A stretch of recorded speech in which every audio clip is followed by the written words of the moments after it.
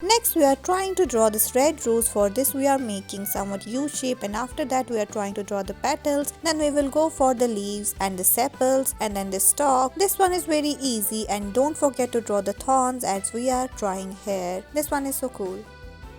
This drawing represents a nurse in the form of the angel as they save the lives of millions of the people in the hospital as they work tirelessly day and night so that they can serve our society, serve the sick people. Thanks for watching. We will come up with more such videos. Kids are usually afraid of the syringe needles and they don't let you prick them. So today we are going to draw a syringe and the nurse that is sitting on the syringe.